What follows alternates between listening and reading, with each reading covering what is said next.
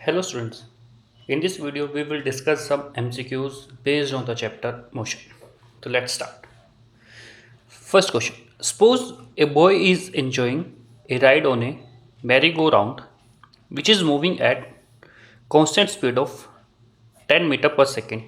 It implies that the boy is अब कोई boy है बेटा, वो मैरी गो राउंड में राइड कर रहा है, अपने स्पीड है 10 मीटर पर सेकेंड। अब हम लोगों को ऑप्शन गिवन है चार। अब इनमें से ये देखना है कि कौन सा ऑप्शन ठीक होगा। First, it is at rest. ये तो गलत। गलत क्यों हो जाएगा? क्योंकि बेटा वो स्पीड से मूव कर रहा है 10 मीटर पर सेकेंड से, तो रेस्ट पे तो होगा ही। Second, moving with no acceleration. Acceleration होगी क्योंकि बेटा हर पॉइंट पे जो डायरेक्शन है वो चेंज हो रही है। जैसे वो ये यहाँ है तो डायरेक्शन इधर होगी, यहाँ होगा तो वो इधर होगी, यहाँ होगा तो इधर होगी, यहाँ होगा तो इधर होगी। हर पॉइंट पे डायरेक्शन चेंज है। डायरेक्शन चेंज तो मतलब एक्सेलरेशन होगी, तो ये भी गलत। इन एक्सेलरेटेड मोशन, ये ऑप्शन होगा ठीक। और लास्ट की बात करें, moving with uniform velocity. Velocity तो यूनिफॉर्म है ही नहीं। क्यों नहीं है? क्योंकि बेटा हर पॉइंट पे डायरेक्शन चेंज हो रही है। तो जो हमारा आंसर आएगा वो क्या आएगा बेटा? In accelerated motion. Next question, which of following statement is correct regarding velocity and speed of a moving body? Speed और वेलोसिटी के रिगार्डिंग बेटा स्टेटमेंट्स गिवन है, इनमें से ये देखना है कि जो स्टेटमेंट है कौन सी ठीक है। The velocity of a moving body is always higher than its speed. गलत। इक्वल हो सकती है और लेस देन होगी, कभी भी ग्रेटर देन नहीं होगी। Next, speed of moving body is always higher than its velocity. ये चीज़ पॉसिबल है, लेकिन हम लोगों को यहाँ कोई कंडीशन तो दे नहीं रखी कि जो ऑब्जेक्ट है उसमें डिस्टेंस और डिस्प्लेसमेंट कितनी है, तो अभी हम लोग इसको गलत या सही कुछ नहीं कहेंगे। नेक्स्ट देखते हैं। The speed of a moving body is its velocity in A given direction. ये भी गलत, क्योंकि स्पीड में तो कोई डायरेक्शन ही नहीं होती। Next, the velocity of a moving body is its speed in A given direction. ये एक्यूरेट है। यहाँ जो ये लगता है ये किसी कंडीशन के साथ लगेगा, लेकिन यहाँ पे कोई कंडीशन गिवन नहीं है, तो हम लोग इसको छोड़ेंगे और किसको प्रेफर करेंगे? इस ऑप्शन को, that is velocity of a moving body is its speed in A given direction. क्योंकि हम लोग बेटा वेलोसिटी को बोलते भी तो हैं speed with direction. Next question is,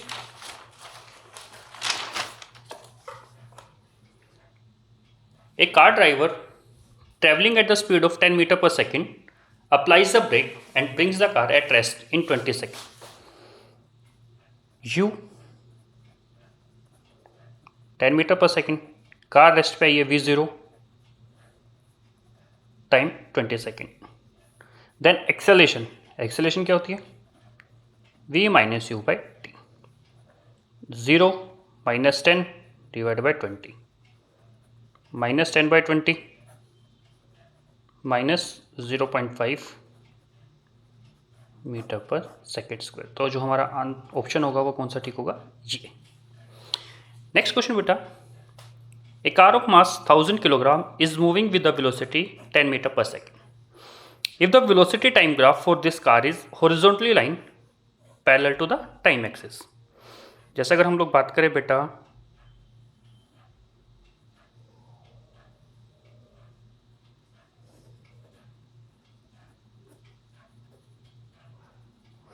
velocity time graph है इस कार का, किसके पैरेलल है? किसके? टाइम एक्सिस के। तो टाइम एक्सिस की लाइन ये पैरेलल ड्रॉ कर दो। Then what will be its velocity at the end of 25 second. अब 25 सेकेंड के बाद जो है इस कार की वेलोसिटी बतानी है, जिसकी वैल्यू होगी 10 मीटर पर सेकेंड। ऐसा क्यों? वेलोसिटी टाइम ग्राफ में अगर लाइन टाइम एक्सिस के पैरेलल आती है तो इसका मतलब है वो कांस्टेंट स्पीड से मूव कर रहे हैं। उसकी स्पीड कितनी थी? 10, तो वो 10 से ही कंटिन्यूली मूव करती रहेगी, उसकी स्पीड में कोई भी चेंज नहीं आएगा। Next question, which of following is not most likely not a case of uniform circular motion. Uniform circular motion का मतलब क्या होता है बेटा? जब ऑब्जेक्ट सर्कुलर पाथ पे मूव करता है और स्पीड रही है उसकी कांस्टेंट, मतलब अगर वो इक्वल डिस्टेंस कवर करे इक्वल टाइम में ऑन ए सर्कुलर पाथ, तो उसके मोशन को हम लोग बोलते हैं बेटा यूनिफॉर्म सर्कुलर मोशन। अब देखते हैं ऑप्शन में। First, motion of a car a earth around the sun. ये तो यूनिफॉर्म सर्कुलर मोशन है, क्योंकि अर्थ जो है सन के अराउंड रिवॉल्व करती है फिक्स टाइम में। Motion of moon around the earth, ये भी है। Motion of racing car on a circular track, ये अभी देखते हैं। इसके बाद नेक्स्ट देखते हैं motion of hour's hand on a dial of clock, ये भी फिक्स है, ये भी फिक्स है, ये भी फिक्स है। बचा कौन सा? Racing car. तो ये होगा हमारा not a case of uniform circular motion, क्योंकि बेटा जब रेसिंग होती है तो जो कार है, ड्राइवर अपनी स्पीड को इंक्रीज और डिक्रीज करता रहता है अकॉर्डिंग टू सिचुएशन। तो इस सिचुएशन में हम लोग उस मोशन को यूनिफॉर्म सर्कुलर मोशन में कंसिडर नहीं करते। नेक्स्ट क्वेश्चन बेटा, a car is travelling at a speed of 90 kilometre per hour, the brakes are applied so as to produce a uniform acceleration of -0.5 metre per second square, find how far the car will go before it is brought to rest. Car चल रही है बेटा 90 kilometre per hour से, final 0, acceleration -0.5 metre per second square. Distance निकालें, how far मतलब distance, ये kilometre पर आ रहा है, कन्वर्ट करेंगे मीटर पर सेकेंड में, 5/18 ये आ जाएगा 25 मीटर पर सेकेंड। एस निकालना है। अब हमारे पास इनिशियल वेलोसिटी है, फाइनल है, एक्सेलेरेशन है।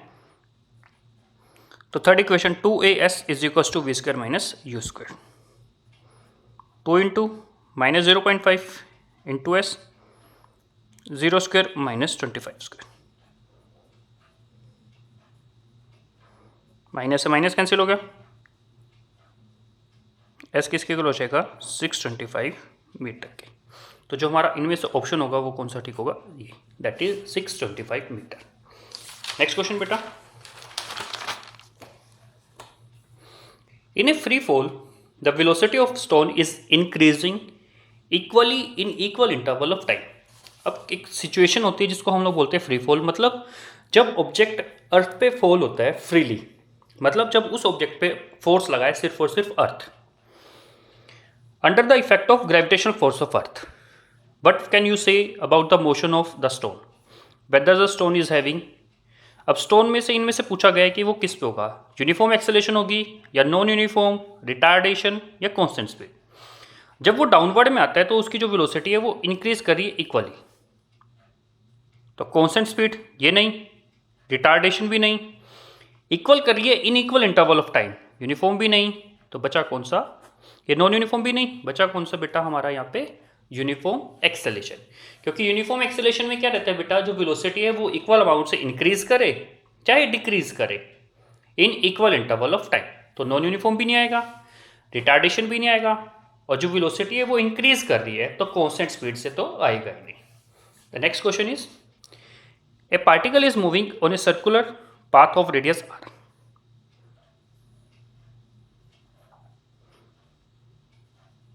Radius r they the, the displacement after half circle, मतलब यहां से चला वो यूं घूमता हुआ हाफ सर्कल यहां कवर करेगा, तो इनिशियल फाइनल, तो डिस्प्लेसमेंट क्या होती है, शॉर्टेस्ट पाथ, इनिशियल और फाइनल के बीच का शॉर्टेस्ट पाथ, ये डायमीटर हो जाएगा, ये r है, ये r है, तो डिस्प्लेसमेंट कितनी हो जाएगी बेटा 2r, that is 2r।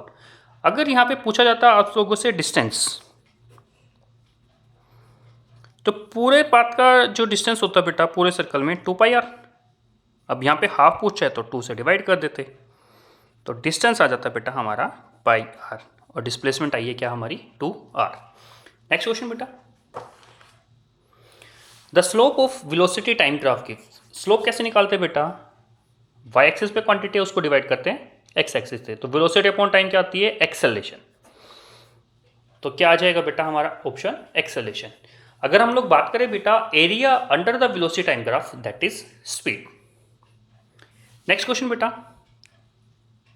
A boy goes from A to B with speed of 20 kilometre per hour and comes back from B to A with speed 30 kilometre per hour, find average speed. Average speed होती है बेटा total distance divide by total time. अब हम लोगों को सिर्फ speed given है कि वो ए से बी गया जाते हुए 20 किलोमीटर पर आवर थी, वापस आया तो 30 किलोमीटर पर आवर। तो डिस्टेंस एज्यूम कर लो, लेट डिस्टेंस x किलोमीटर। जाते हुए स्पीड कितनी थी?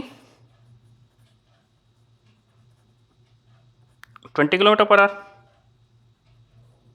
तो टाइम मान लो t1, टाइम क्या हो जाएगा? Distance upon speed. ऐसे ही मानो बेटा टाइम t2, वापस आने में डिस्टेंस x रहा, स्पीड कितनी होगी? 30। तो टोटल डिस्टेंस कितना कवर हुआ बेटा यहाँ पे? x वो गया था, x वापस आए तो 2x किलोमीटर। टोटल टाइम कितना लगा बेटा उसको? जाने में t1, आने में t2। x by 20, x by 30, LCM लोगे 60, 3x plus 2x, 5x bye 60। तो टोटल टाइम आ जाएगा x बाय 12 आवर। डिस्टेंस है, टाइम है, स्पीड निकालनी है, वैल्यूज पुट कर दीजिए। 2x divide by x by 12।